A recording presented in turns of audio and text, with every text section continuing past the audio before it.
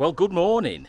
Sunday morning, and it's absolutely beautiful. I've just taken the dogs out, and now I'm going to check on my jerky, see if that's any good. So it's ended. Ah, brilliant. Let's have a look in here. Oh! Well, it looks about right. Quite dry. I did get a message to say the dehydrator might take too much out of it and get a biltong box. But I know that, jerky and biltong are slightly different, but let's try it.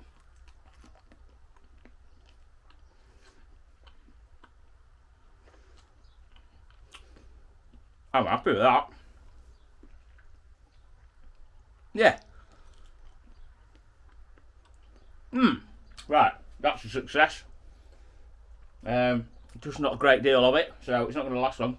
Maybe a bit too much salt. So that was one mild success. The next one is checking how this Cerakoting went. So I'm going to grab a couple of the blades. There they are in the oven. There we go. What do you reckon to that?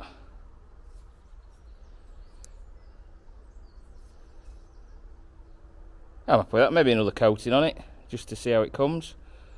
Might be a bit thin, that one. Let's try another one. Yeah, it looks alright. Do the job. Stick a logo on it just about here. And make a sheath for it and sharpen them all up. Oh, missed a spot there. Damn it. Yeah, maybe another run over. Yep, so they'll do the job, I think. Might just give them another paint over. One's got a slight run, so I might do that one again altogether. Might need to do a slight adjustment to the gun. Maybe it's a bit too... the spray on it's not dry enough. I've got to try and work this one out. Get back to the font of all knowledge of YouTube. So I've got a dilemma for you. So it's just a post that I've seen on Instagram come up. It would be a week ago now, so it'll have disappeared because it were in stories anyway. But a guy who's on Instagram as a deer stalker got sent a knife from another knife maker.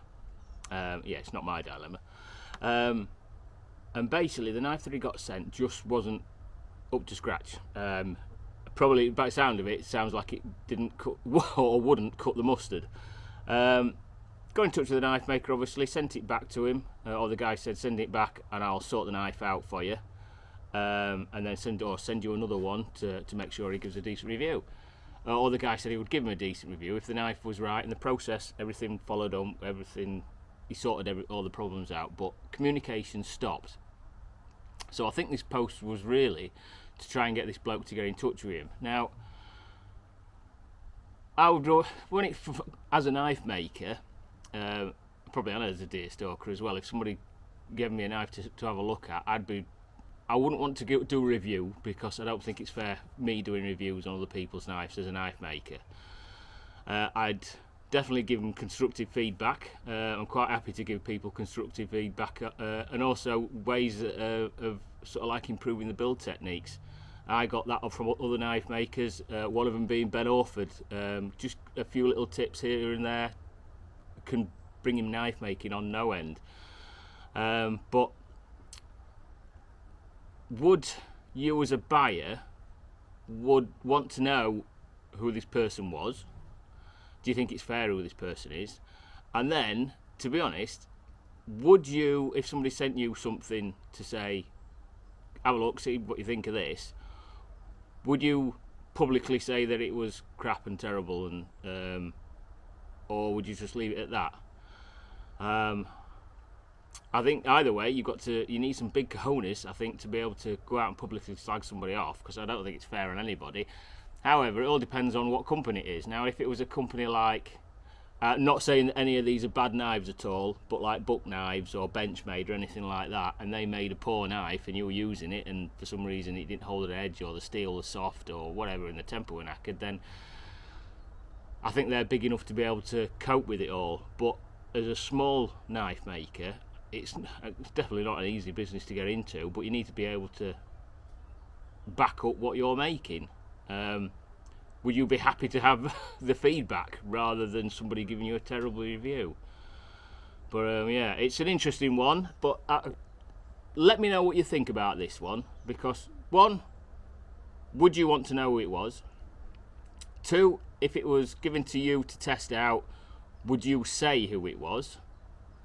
Or 3, would you just want to give them back constructive criticism, let them go away, hopefully to make something better, and then come back to you in a few months' time?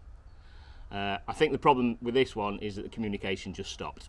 So anyway, if it was you, get back in touch with him sharpish. I know it's a week later, but you might save something, and you might make something of it as well. But I've got some chicken to do, so see you in a bit.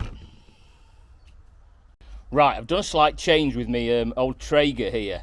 So at the bottom down there was a large brick. Now I've removed that, put a small one in, put the larger at the top and wedged this other one at the side of it, so I can get some heat coming underneath, because I think that was a bit of a problem last time, which has allowed air to circulate better, I think, around the coals, and they are absolutely stonking.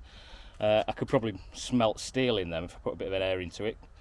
To be honest, I don't want to get too close and melt my camera, but I've got all this space. Obviously I'll just put when I put my shield over, I'll only put it up to about here, and then I'm going to put the muntjac on first, and I'm going to do the muntjac like I did on my ribs last time. Right, it helps if you press record. Right, so I've got everything set up. I'm going to do the muntjac like I did my ribs last week. Not last week, a fortnight ago now. Yeah, I was picking them up, wasn't I, last week? So, going to have my ribs in. Muntjac backstraps. So I'm putting them on. I'm going to let them smoke a bit, get cooking with the smoke on them. Then I'm going to wrap them up in the tin foil, put a bit of apple juice on them, get them hopefully so that tenderises them a little bit. And then I've got some barbecue sauce which I'm going to put onto them, and then the last bit is on the barbecue sauce. My chicken wings, they're already got the coating on. It's a coating that I use for everything. Well, I used it on the ribs last time, a fortnight ago. So I put them. They're already coated. I'm going to get them cooking. Probably I like to give them 3 hours cooking time, but as long as they hit up to temperature inside, it's not much of a problem. And they've got that a nice coating on outside. I'll give them sort of like an hour or so, and then as I turn them over, I'll give them a dosing with the barbecue sauce, and basically gives a nice sticky outer coating to them.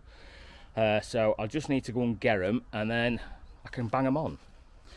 There we go, chicken's on, the Munty's doing. Put a few more coals on, definitely burning a lot better now. I'll put that gap on underneath. In another half an hour I'll put some tin foil around them, which is about right because I've been in for half an hour already, and that'll be an hour. I'm happy with that. But I'm happy with them, all looking good as usual. Right, I'm about an hour or so in. The chicken's doing nice. I've got the Munty back straps wrapped up in a bit of tin foil. Right, there we go, they're doing quite nice. What I'm going to do next is just put a bit of barbecue sauce on them, get that started to soak in and sort of like crystallise. Crystallise? No, that's probably not the right word. Anyway, put that on top of them and get it all nice and sticky. So the barbecue sauce is on the chicken anyway. I'm going to leave it for the muntjac until about, well, it says about an hour to a half an hour before you're eating it. That's for the ribs. So we've got about another hour and a half. What I'm going to do is I'll check the temperature of them in half an hour, see where it's up to, because they need to be quite warm, and then possibly leave them another half an hour or so before I start putting barbecue sauce on them, or another quarter of an hour, maybe. I'll see what it's like, but these are looking good so far. I've just turned the chicken over. Glazed is the word that I was trying to remember earlier, so I've gone over them with the barbecue sauce already. Just put a few more charcoal on. Checking my temperature, as long as that's 90 something, 91, 2, perfect. So I'm going to leave them there for another quarter of an hour just inside it, but I'm going to leave it open this time rather than wrapped up as I did before. Just going to give it a quarter of an hour, then I'm going to take them out and I'm going to start putting the barbecue sauce on them.